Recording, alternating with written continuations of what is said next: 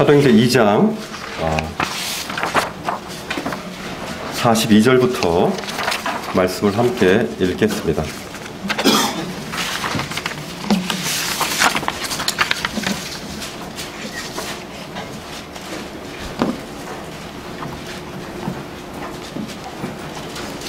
같이 읽을까요? 42절부터 시작. 그들이 사도의 가르침을 받아 서로 교제하며 떡을 떼며 오로지 기도하기를 힘쓰니라.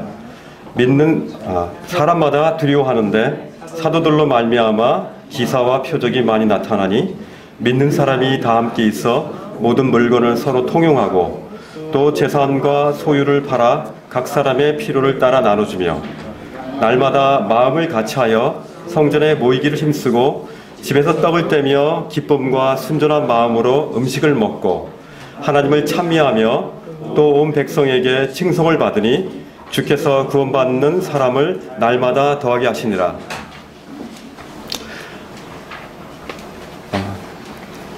오늘은 계속해서 가정교회로 모이는 이유와 목적에 대해서 함께 말씀들을 나누기로 하겠습니다. 어제 저녁에 거의 12시 가까울 쯤에 병원에서 연락이 와서 저희 아버님이 어제 새벽에 이제 임종하실까 해가지고 아이들하고 같이 갔습니다. 그래서 갔더니 그 아버님이 이제 숨을 이제 보통은 일반적으로 보통 100 정도 이렇게 맥박이 나오더라고요. 근데 거기 보니까 81 정도 이렇게 나오더라고요. 그래서 많이 안 좋아지셔서 이제 간호원이 이제는 마지막 임종을 같이 봐야 되지 않느냐 해서 제가 같이 갔습니다. 그래서 아이들 우리나라 고3은 뭐 누구도 건들지 말라 그랬는데 어쨌든 고3도 데리고 아이들하고 같이 가서 할아버지의 마지막 모습을 이렇게 보기 위해서 이렇게 갔습니다. 결론적으로는 지난 밤에 주님 나라 소천하진 못하셨어요. 저의 마음은 아버님이 빨리 소천하셔서 천국의 문을 열고 빨리 들어갔으면 좋겠는데 다른 가족들은 그렇지 않은가 보더라고요. 좀 더 다행으로 여기시는 분도 있고, 저는 아버님 힘들어하시는 모습을 보면서 좀 빨리 주님 나라 갔으면 좋겠다고 계속 기도하고 있습니다. 여러분들도 좀. 그래서 오늘 아침에 저희 누님이 저한테 그러더라고요. 넌 도대체 이상하다. 너는 지금 너 앞에 꼭 천국 문이 있는 것처럼 그렇게 사냐? 그러더라고. 그렇게 보여? 그렇게 보이면 되게 잘 보이는 건데. 우리가 천국 문 앞에서, 죽음의 문 앞에서 산다라고 이렇게 역임을 받는 것은 굉장히 좋은 칭송입니다. 근데 우리 누님은 현실적이지 않다라는 얘기죠. 그만큼 네가 현실적이지 않고 꿈에 산다라고 이렇게 표현을 하더라고요. 맞습니다. 우리는 마치 이 땅에서 꿈에 사는 것 같습니다. 길지 않은 70, 강건한 80, 또 저희 아버님은 88세신데 참 그렇게 길지 않은 이 인생을 마치 영원한 나라, 영생을 위해서 준비하는 꿈같은 여정이기도 합니다.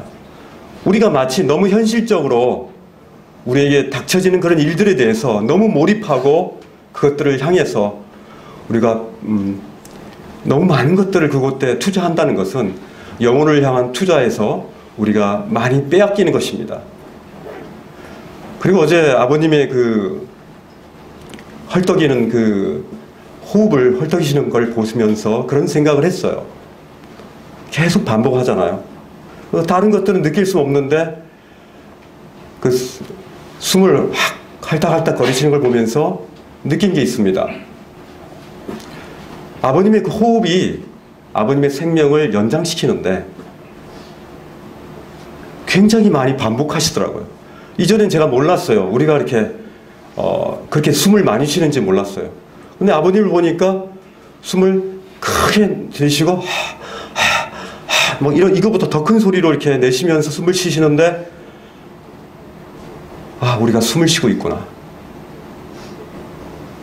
정말 중요한 것은, 가장 중요한 것은 가장 많이 반복하는 것이다. 그런 생각을 했습니다. 우리가 가족들을 가장 많이 보잖아요. 가장 중요해진 겁니다. 그죠? 우리가 때마다 시마다 먹지 않습니까? 어제도 먹었는데 또 먹어. 어제도 숨을 쉬었는데 내가 지금 또 숨을 쉬어야 돼? 이것이 아니라 정말 중요하면 중요할수록 더 많이 반복되는 것입니다. 그러나 제가 지금 쉬었던 이 호흡은 이전에 쉬었던 그 호흡하고 틀린 겁니다.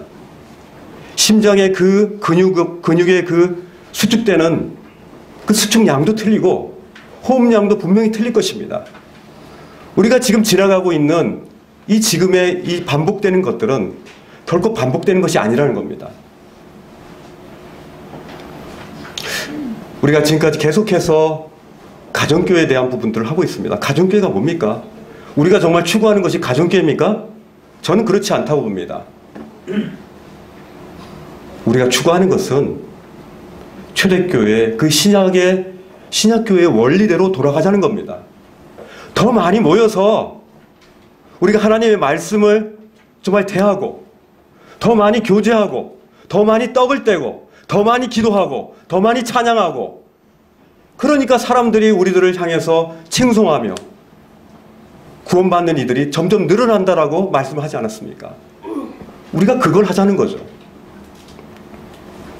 우리가 너무 중요하지 않은 것들에 대해서 너무 많은 시간들을 우리가 소비하지 않나 생각이 됩니다.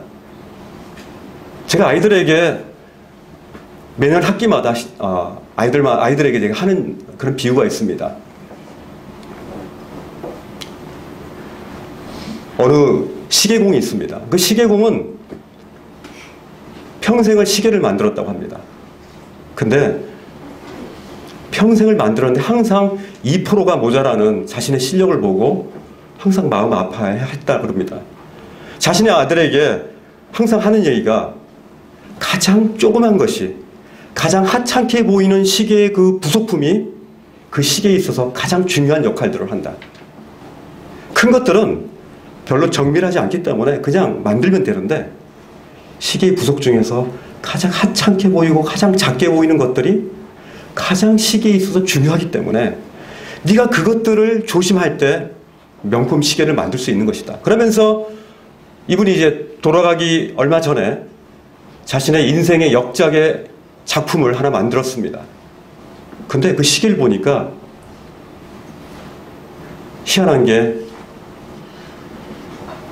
시계 시침을 금으로 만들었고 분침을 은으로 만들었고 시침을 이제 동으로 만들었다는 겁니다.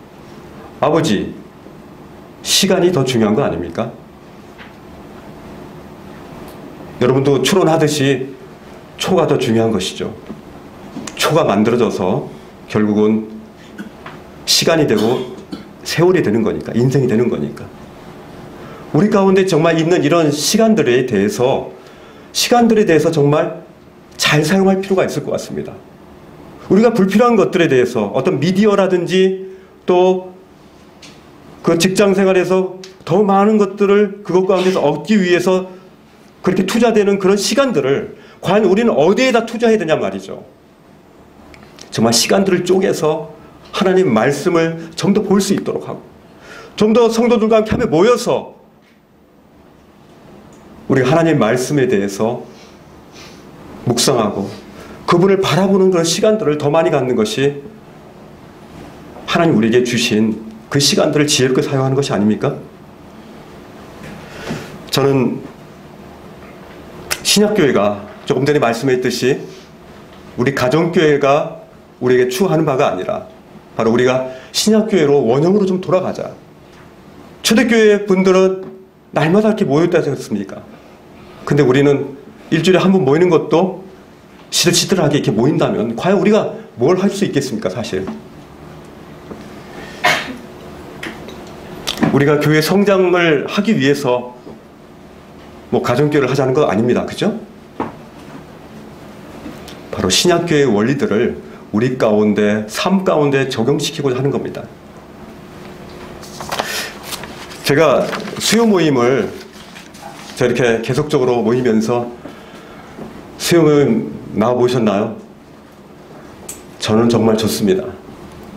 정말 이렇게 그동안 말씀을 깊이 있게 공부할 시간들이 없었는데 그 시간 이렇게 준비하면서 또 거기서 가운데 나누면서 주님의 말씀이 이렇게 씹으면 씹을수록 이렇게 달고 맛있다는 것들을 제가 수요일날 이렇게 느낍니다.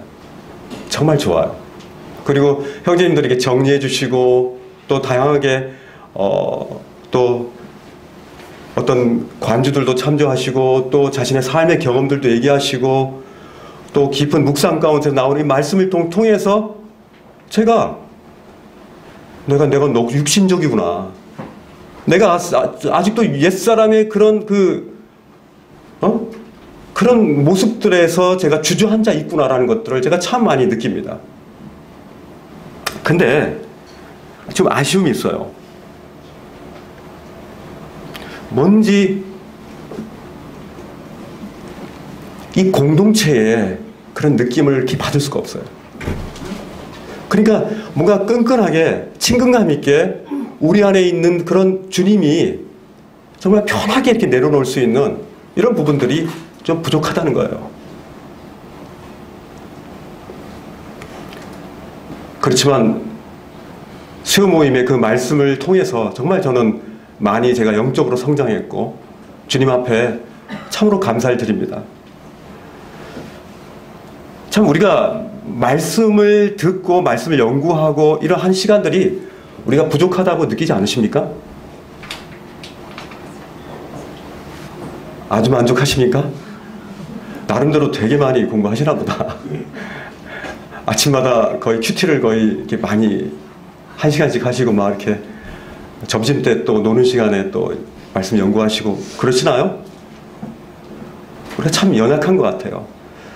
주의 말씀은 참 우리 길에 참 햇불과 같고 우리 앞에 나아갈 그 빛인데 우리가 주님의 말씀이 아차하면 우리 가운데 사그라들기 쉬운 참 이 세상 가운데 살고 있는 것 같아요. 그렇기 때문에 우리 가운데 일요일 날 이 하나님의 말씀을 이렇게 강론하는 이 말씀으로는 너무 부족하다는 거예요. 한마디로 우리가 제자의 삶을 살기에는 참 너무 부족하다는 생각이 들어요. 초대교회의 성도들의 역동적인 그런 모습들을 오늘 말씀을 통해서 참 많이 볼 수가 있지 않습니까? 우리가 특별히 여러 학생들도 그렇고 참 저 자신도 그렇고 어떤 데 보면은 구원에 그냥 머물러 있는 분들이 굉장히 많은 것 같아요.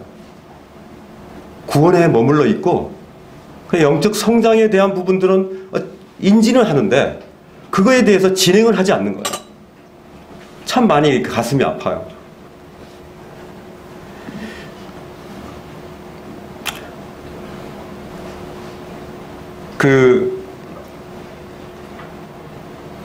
초기 교회 때 어땠습니까?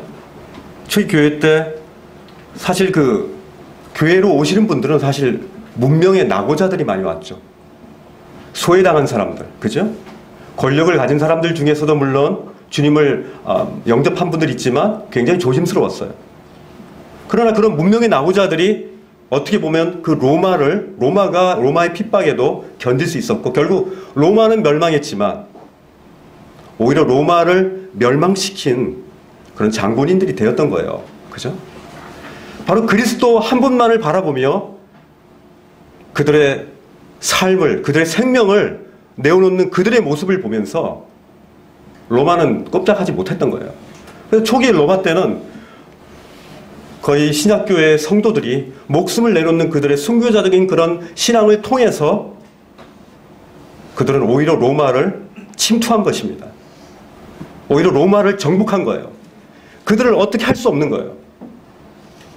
근데 어떻습니까? 콘스탄티누스가 313년 기독교를 공인한 이후로부터 이제 오히려 기독교인들에게 배상을 하고 그들에게 월급을 주고 그들에게 예배당을 지어주고 이렇게 함으로 말미암아 그들이 어떻게 됐습니까? 오히려 그들이 물러나게 됐죠. 세상으로 걸어나가야 되는데 이제 오히려 국가가 교회 가운데로 걸어 들어오는 이런 현상이 생기게 됐습니다. 그들은 이제 나가지 않았어요. 이제 가정교회로 모이기를 그들이 포기하기 시작한 거예요. 많은 사람들이 모이는 국가가 지어준 그 예배당으로 그들의 이익을 위해서 그들은 그곳에서 모인 게 된 거죠. 결국 로마 사회에 영적인 영향력을 이제는 미치지 못하고 이제는 축소가 된 거죠. 그러면서 이제는 이 초대교회의 그런 능력들이 이제는 사그라들고, 이제는 주님의 능력들이 그 가운데 사그라들고, 일부 이제 그럼 먼저 주님을 경험한 분들이 이제 돌아가시다 그 후세들은 세상과 타협하는 그런 신앙들을 가지고 이제 지내오게 된 거죠. 그렇지만 여전히 가정교회로 모이는 그런 모임들이 있었습니다. 저는 이 가정교회로 모이는 유익이 특별히 하나님의 나라, 하나님의 통치가 삶의 모든 분야에서 이루어지기를 원하기 때문이라고 저렇게 말씀하고 싶어요. 특별히 가정 가운데서 하나님 나라가, 여러분 우리 가정교회라고 그러는데 먼저 그 가정교회 앞에 있는 가정에서 하나님 나라가 통치가 이루어지고 계십니까? 가정 가운데서 우리 주님이 그곳 가운데서 왕이 되십니까? 아침에 일어나서부터 저녁에 잘 때까지 자녀들과의 교제 가운데서 하나님이 말씀하시게 하십니까? 밥을 먹으면서 그 식탁에서 하나님 나라에 대한 부분들을 교제하고 계십니까? 먼저 우리는 가정에서 하나님의 나라가 먼저 선포되어야 된다고 생각돼요. 제가 그 주일학교에 있을 때 참 저는 주일학교 학생들을 참 좋아요. 지금도 학생들을 보면은 제가 지금 무슨 생각을 하나 뭘 하나 좀 그렇지 않은 분보다는 제가 좀 많이 좀 생각을 할 거예요. 왜냐면 주일학교를 꽤 오래 했거든요. 근데 우리 분반을 하는데 그때 한 7, 8명 정도 됐어요. 6학년들이었어요 그때. 물어봤어요 제가. 너희는 이제 커서 과연 무엇이 되기를 원하냐, 어떤 꿈과 어떤 비전을 가지길 원하냐, 제가 그런 걸 좀 많이 하거든요. 했는데 많아요. 뭐 어떤 친구들은 뭐 소방관이 되고 싶다, 뭐 그런 친구들도 있고, 뭐 또 어떤 친구들은 또 자기는 뭐 농부가 되고 싶다, 뭐 건축가가 되고 싶다 하는데 한 아이가 굉장히 수준 높은 걸 얘기하더라고요. 자기는 검사가 되고 싶다 하더라고요. 왜 검사가 되고 싶냐 그러니까 검사가 되어서 자기는 돈을 많이 벌고 싶대. 그러니까 검사가 되면 돈을 많이 벌어? 돈을 많이 번대. 그러냐? 그래. 돈을 많이 벌어서 뭐 하려고? 돈을 많이 벌어서 우리 아버지 어머니한테 돈다발을 던져드리고 싶대요. 야, 그건 너무 심하지 않냐? 왜 그냥 주지? 왜 던져주냐? 아니에요. 제가 돈다발을 넣어다 그냥 확 쏟아버리고 싶어요. 그 부모님은 계속 특별히 아버지는 기도의 사람이었어요. 교회 가운데서 계속 기도를 많이 하셨고, 시기 때마다 교회에 와서 기도하시는 분이었고요. 기도에 대해서 아주 많이 외치시던 분이었어요. 그 어머니도 그리고 뭐 아버지만큼은 아니지만 두 분이 이렇게 조그만 그 사업을 하시는 분이었는데 문방구를 하시던 분이었어요. 근데 가만히 물어보니까 왜 이렇게 돈을 벌고 싶냐 그러니까 지긋지긋해요. 우리 엄마 아빠지가 돈에 대해서 하도 그래가지고 지긋지긋해서 제가 돈다발을 들어다가 던져드리고 싶다 막 그러더라고요. 이렇습니다. 우리가 실제적으로 기도를 많이 하고 말씀을 많이 본다 그러지만 이 아이에게 비춰진 그 부모의 모습은 돈다발을 원하는 그 부모로서 그렇게 되는 거예요. 그 아버지의 엄마가 추구하는 것은 결국 추구하는 것은 돈이었어요. 주님이 아니었단 말이에요. 주님의 나라가 아니에요. 우리 주님이 통치하시기를 원하지 않는 거예요. 실제적으로. 그렇다면 그 아이에게 그렇게 보여졌겠습니까? 참 가슴이 아프더라고요. 그거에 대해서 제가 마음이 확 눌렸습니다. 이렇게 아이가 자라나가는 정말 무서운 아이가 되겠다. 그래서 제가 그때 이 아이들, 특별히 그 초등학교 아이들에 대한 그 부분들이 굉장히 중요하다. 그 부모가 말하는 거는 안 듣지만은 그 부모가 행하는 그 부분에 대한 것들은 정말 명확하게 그 아이가 알아듣고 있다는 것들을 보게 됩니다. 가정 가운데 주님의 통치가 일어나기 위해서 우린 가정을 침례할 필요가 있습니다. 가정을 죽일 필요가 있단 말이에요. 가정을 완전히 침잠시킬 필요가 있습니다. 십자가에 완전히 못 박을 필요가 있습니다. 성경에 보면은 나의 주도 있고 우리의 주님도 있습니다. 그죠? 나의 주님은 바로 내 안에 계신 그 주님. 그리고 우리의 주님은 이 교회, 공동체, 본질적인 정말 이 공동체의 본질을 말씀하고 있는 겁니다. 우리 가운데 혹시 나의 주님은 죽였어도 우리 가운데 임하신 그 주님을 인정하지 않는 분들이 혹시 계십니까? 왠지 우리 가운데 모이면 소통이 안 되고 왠지 막히는 어떤 느낌이 든다면 우리 가운데 계신 그 주님이 통치가 있지 않는 거죠. 먼저 부부 관계에서 정말 교회가 되어야 되는 겁니다.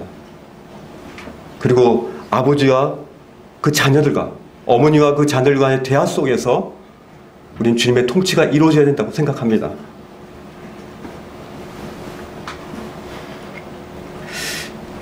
이렇게 주기적으로 우리 가정의 문제라든지 우리 직장의 문제라든지 이런 것들을 주기적으로 우리가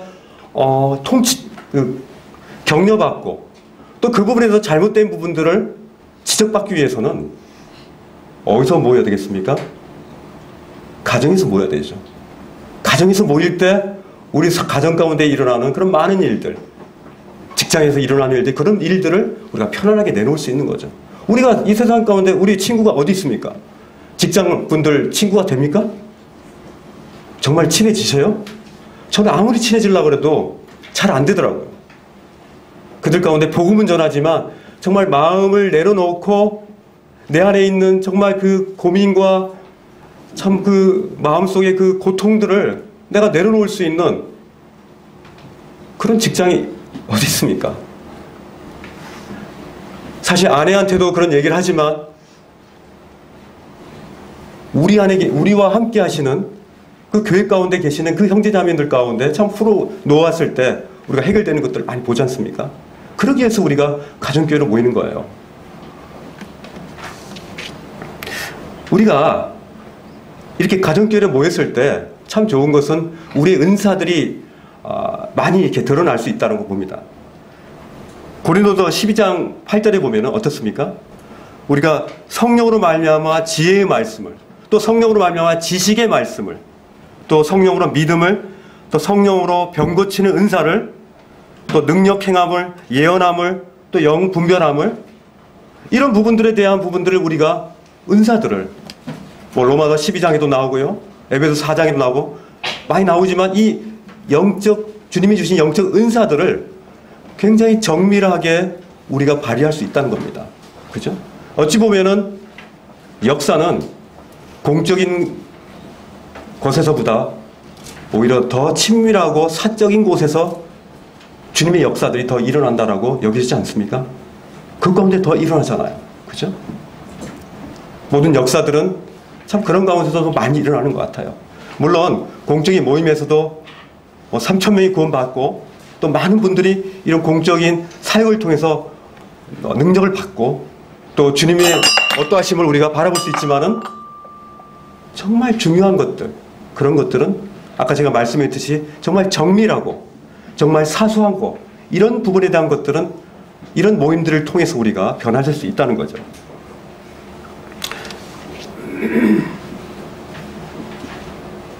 사도행전 2장 말씀을 보면은 한번 봅시다. 우리가 말씀을 과연 신약교회의 모습 가운데서 과연 어떻게 우리 초대교회 신약교회의 원리들이 어떤 원리들인지 한번 보기를 원합니다. 42절에 보십시오. 그들의 사도의 가르침을 받았다 그렇지 않습니까? 지금 우리 가운데 이미 말씀이 완성되었기 때문에 그 당시에는 아직 말씀이 완성되지 않았고 텍스트화된 성경이 있지 않았지만, 구약 성경 외에는. 그렇지만 주님이 이제 구약과 신약을 우리 가운데 완성시켜 주셔서 하나님의 그 사도들 통해서 우리에게 주신 그 말씀들을 우리가 성경을 통해서 볼 수 있지 않습니까? 근데 먼저 모였을 때 무엇을 했냐면 말씀을 먼저 받았다 그랬습니다. 우리가 서로 모였을 때 가정교회로 모이나 또 이렇게 전체적으로 우리가 공적으로 모이나 먼저 우리는 하나님의 말씀을 먼저 받는다는 것입니다. 그죠? 이게 정말 중요한 것 같아요. 그래서 하나님의 말씀을 읽고 듣고 또 묵상하고 또 암송하고 이걸 통해서 우리가 그리스도의 인격을 정말 깊이 있게 그리스도의 인격이 어떠한 분인가를 우리가 묵상하며 아 그렇구나 내가 주님의 인격에 비해서 내가 그 부분이 잘못되었구나 아 주님은 그러하신 분이구나 주님은 그렇게 풍성하신 분이구나 주님은 이렇게 나를 향해서 내가 이렇게 변화되길 원하는구나 내가 이렇게 날카롭구나 내가 이렇게 무디구나 내가 이렇게 게으르구나 이런 부분에 대해서 말씀을 통해서 우리가 주님의 성품들을 닮아갈 수 있는 겁니다. 이게 바로 주님이 우리로 하여금 주님이 우리를 주목하게 하시는 겁니다. 주님이 우리를 바라보게 하심으로 하면 이 조명이 저를 비치는 것처럼 주님의 말씀이 주님이 나를 조명케 하는 그것이 바로 하나님의 말씀을 받는 겁니다. 그래서 주님이 나의 그런 더러움을 보게 하시고 주님이 나의 모난 부분들을 고쳐나가기에 내가 인정하는 그래서 깨끗한 정결한 그릇으로 주님의 몸된 정결한 신부로 우리가 준비될 수 있도록 주의 하나님의 말씀에 우리를 노출시키는 겁니다. 그게 바로 하나님의 말씀을 받는 것입니다.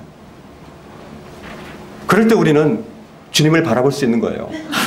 안 그러면 세상을 바라볼 수밖에 없지 않습니까? 얼마나 분주합니까?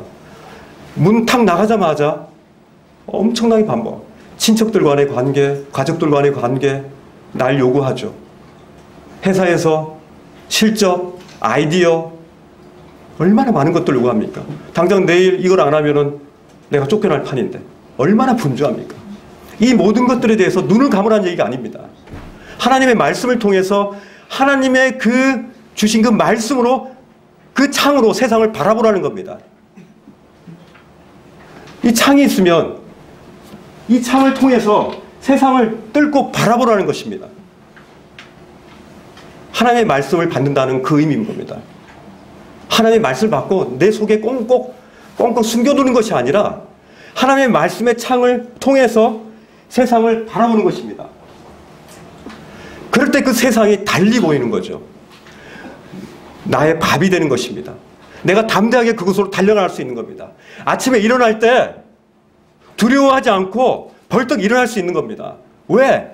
주님의 말씀의 창이 날 가운데 들어있기 때문에. 그리고 두 번째는 42절에 그들의 사도의 가르침을 받고 서로 교제했다고 했습니다. 교회는 그리스도의 몸이라고 했습니다. 각 지체들의 은사를 발견하고 그것들을 활용해야 되는 겁니다. 그리고 서로 교제하면서 우리가 서로 객관적인 모습으로 서로 바라볼 수 있어야 돼요. 그렇지 않으면 저희는 교만하게 되거든요. 우리가 아무리 말씀을 받고 변화되었다고 하지만 다른 형제들이 형제 그 부분에 대해서 정말 그래? 그러면서 도전하는 그 도전을 받을 수 있어야 됩니다. 왜냐하면 우리는 완벽하지 않기 때문에 그래요. 그렇기 때문에 우리 지체들은 서로의 격려도 하고 권면도 하고 이런 부분들을 줄 수 있어야 되고 또한 수용할 수 있는 자세가 되어 있어야 되는 겁니다. 서로 그렇게 교제하는 것입니다. 때때로 벗는 교제도 해야 되고요. 때때로 꼭 껴안아주면서 같이 울면서 그 아픔을 같이 함께 할 수 있어야 됩니다. 그것이 교제 아닙니까? 바로 신약교회 교제의 원리는 그렇다고 저는 여겨집니다. 정말 저희들의 정직한 구체적인 조언이 우리가 주님의 성품을 닮아가는 데 큰 도움이 될 것입니다. 때때로 어떻습니까? 저는 참 가끔 보면은 우리 아내가 저한테 그런 얘기는 안 하지만 입으로 야, 이 바리새인아! 야, 이 바리새인아! 저한테 그렇게 얘기하는 것 같아요. 왜냐하면 이중적 모습이 나타나는 거죠. 바리새인이 뭡니까? 자기 말하는 거하고 자기 행동하는 거하고 자기 생각과 행동이 틀린 것이죠. 우리가 얼마나 바리새인적 모습이 많습니까? 그렇지 않다라고 자신 있게 얘기할 수 있는 분이 있다면 전 존경스럽습니다. 그런 분들이 많지는 않을 겁니다. 우리는 항상 실수할 수밖에 없어요. 그러나 이례적 바리새인이 아니라 지속적, 아주 성실하게 바리새인 역할을 한다면 그건 아주 문제가 있는 거죠. 그럴 때는 권면을 받을 필요가 있습니다. 아내에게, 심지어 그 자녀들에게 그 아버지의 그런 모습을 통해서 그러지 마, 아버지, 이렇게 들을 수 있는 거죠. 그 음성을 통해서 우리는 주님의 음성을 들을 수 있는 우리 마음의 준비가 되어 있어야 되는 거죠. 바로 신약교회는 바로 그렇게 교제한 것입니다. 또 떡을 떼기 위해서 이렇게 모였습니다. 예수님 당시에 어떻게 식탁을 구했습니까? 보통 빙 둘러서 보통 식사, 이스라엘 분들은 그렇게 영화를 보니까 그렇게 먹더라고요. 그리고 이렇게 누워서 이렇게 살짝 비틀어서 왼쪽 위가 이게 내려지도록 하면서 이렇게 먹더라고요. 이스라엘 전통은 먼저 떡을 뗀다고 합니다. 떡을 떼고 나서 그 다음에 주요 메인 메뉴를 먹고 나서 그 다음에 마지막에 이렇게 포도주 잔을 들고 그 다음에 같이 이렇게 건배를 하고 이렇게 식사를 마쳤다고 합니다. 근데 46절에 보십시오. 그들이 음식을 어떻게 먹었냐면 기쁘고 순전한 마음으로 음식을 먹었다는 겁니다. 그들이 음식을 먹는데 왜 기쁘고 순전할까? 기쁘고 순전한 겁니다. 왜? 앞에 하나님 말씀을 나누고 말씀을 듣고 그랬기 때문에, 또 교제했기 때문에, 그죠? 교제를 했기 때문에. 그렇기 때문에 이 떡을 뗄 때, 그들이 음식을 받을 때 참 기쁘고 아주 순전한 마음으로 이 기뻐서 음식을 먹었다는 겁니다. 그죠? 먹는 것이 하나님 나라의 확장을 위해서 꼭 필요한 것입니다. 그죠? 영적인 그런 음식뿐만 아니라 우리 육체적인 음식들을 먹는 것, 이거로 말미암아 우리가 정말 하나됨에 대한 부분들을 우리가 확인하는 것, 이거 굉장히 중요한 겁니다. 같이 식탁을 이게 둘러앉아서 먹는다는 게 우리가 이 정도 인원에서는 우리가 이렇게 같이 이렇게 얼굴 바라보면서 먹기 힘들죠. 그죠? 그럼 가정 모임에서는 그게 가능한 겁니다. 그죠? 우리 수요일 날 모였을 때 이렇게 모이려고 이렇게 둥그렇게 모이려고 그러지만 여간 힘든 게 아닙니다. 그게 굉장히 힘듭니다. 그러나 가정에서는 어쩔 수 없이 공간적인 부족 때문에 어쩔 수 없이 둥그렇게 모일 수밖에 없습니다.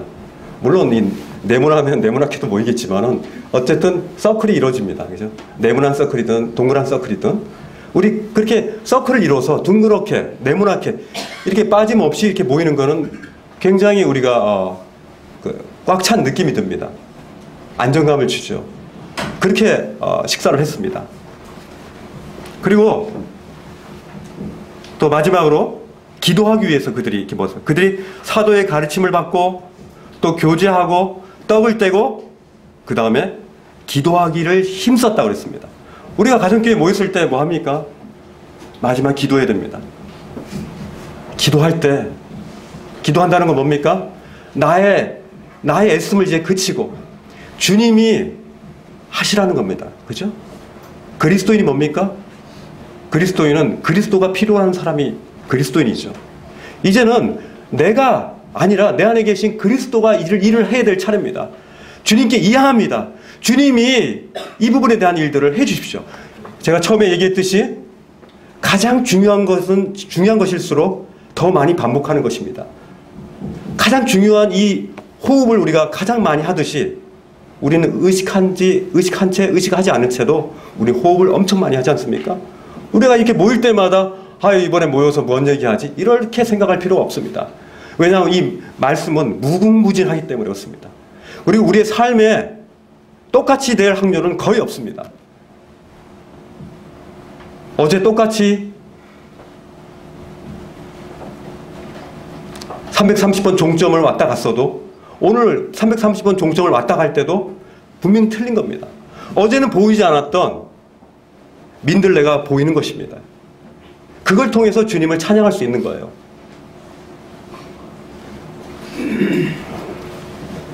그리고 이 44절에 보니까 믿는 사람들이 다 함께 있어 모든 물건을 서로 통용했다고 했습니다.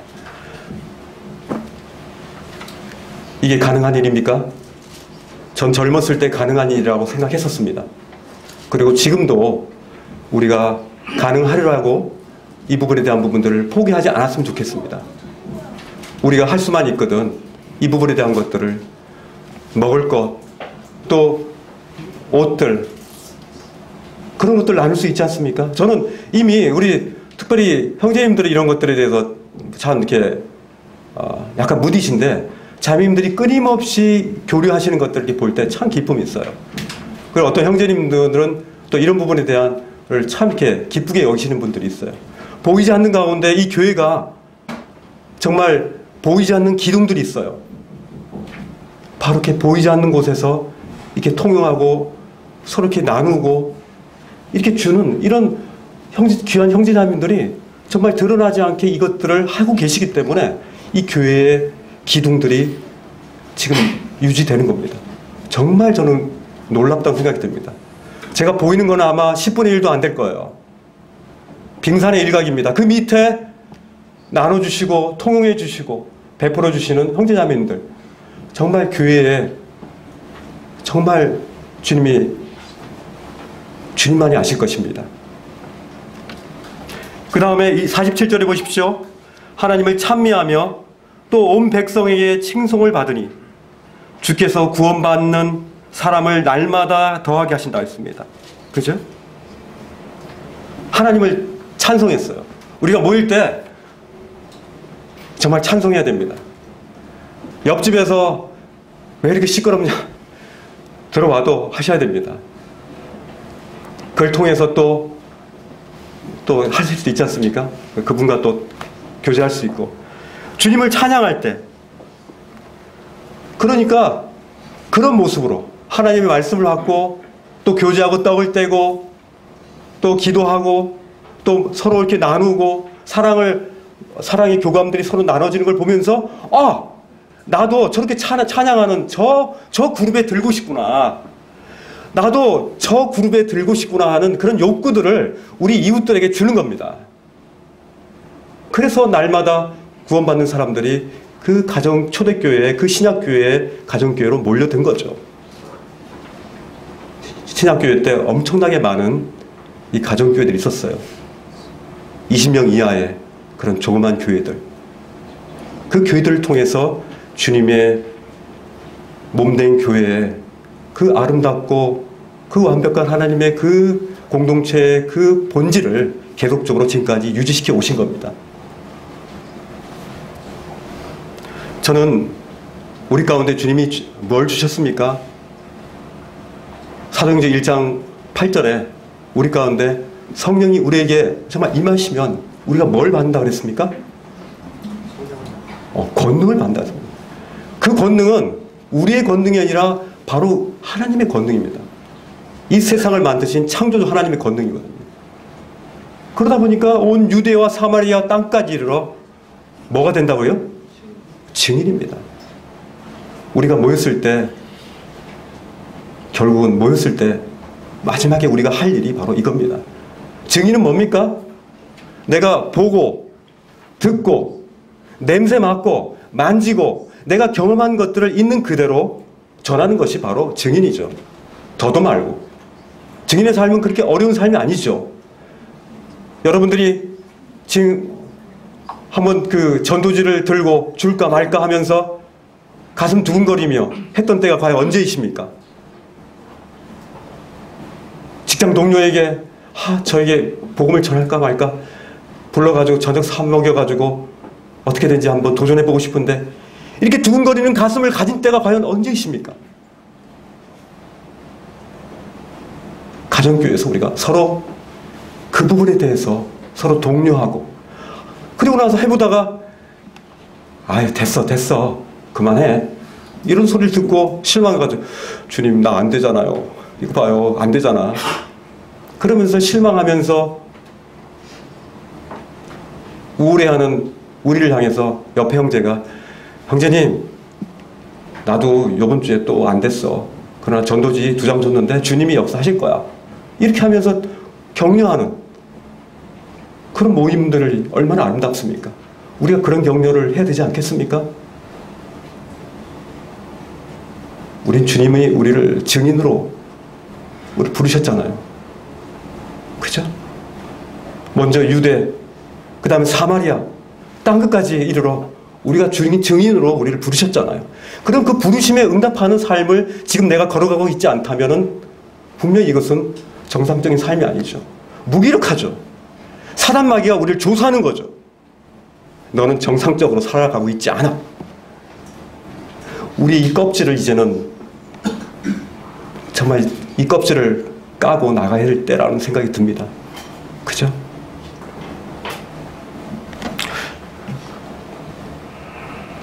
마무리하겠습니다. 저는 통신회사에 좀 20년 넘게 계속 근무하고 있습니다. 통신회사인데도 불구하고 가장 통신이 잘 안 돼요. 거의 뭐 나는 저리 가라 그러는데 이리 와요.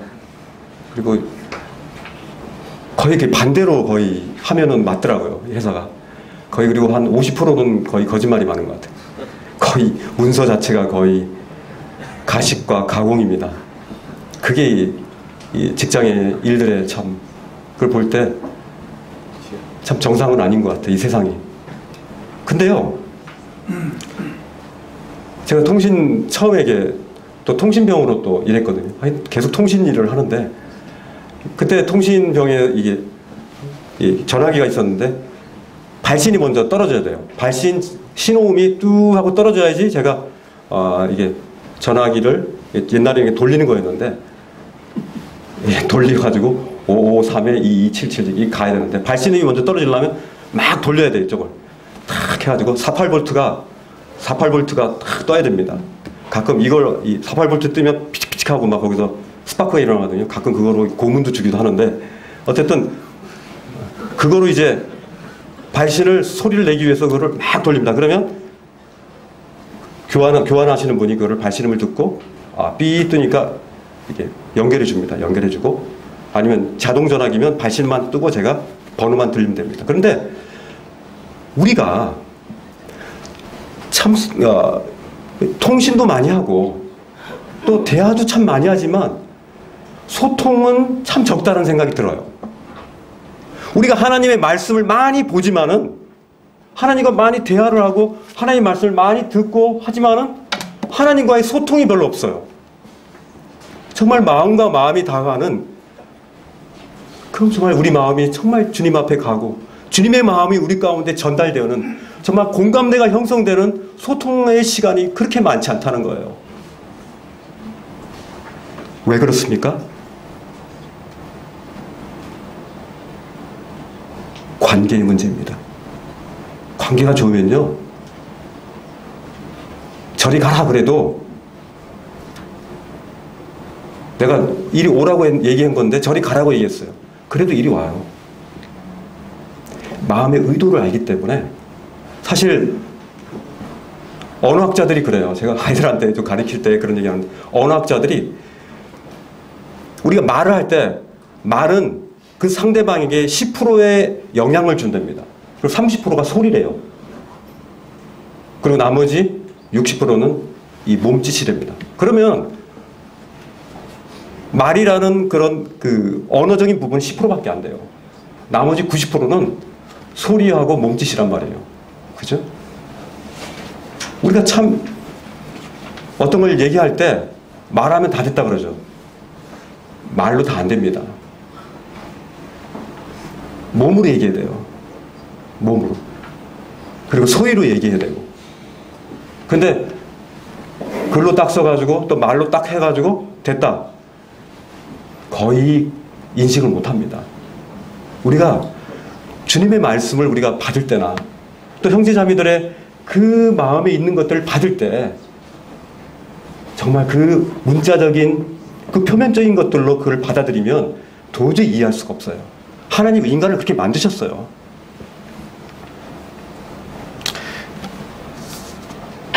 우리가 가정교회를 하는 이유가 바로 몸으로 서로 교제하기 위해서입니다. 몸으로 교제하기 위해서. 서로 부딪히면서 몸으로 교제하기 위해서. 몸으로 소통하기 위해서 우리가 이렇게 교제를 하자는 겁니다. 정리를 하겠습니다. 우리가 가정교회를 하는 부분은 가정교회를 그냥 하자고 해서 하는 게 아니라 교회의 부흥을 위해서 하는 게 아니라 우리가 성경대로 신약교회로 회복하자는 겁니다. 그래서 더 자주 모여서 하나님 말씀을 더 많이 보고 더 많이 교제하고 더 많이 떡을 떼고 더 많이 기도하고 더 많이 찬양하자는 거예요. 그래서 많은 사람들이 저 사람들은 왜 저러지? 하고 이상하게 보이게 돼야 되는 거예요. 꿈꾸는 사람들이에요. 비현실적인 사람이 돼야 되는 거예요.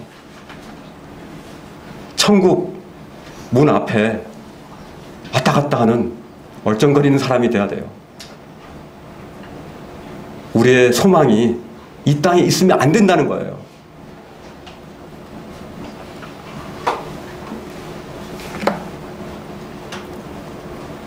우리가 구원에 머물지 말고 주님의 형상에 닮아가기 위해서 계속적으로 더 많이 모였으면 좋겠습니다. 그리고 초대교회의 본질적인 공동체 의식을 다시 회복했으면 좋겠습니다. 그리고 이 소그룹, 이 가정 모임을 통해서 우리가 은사의 활용이 더 많이 됐으면 좋겠고요.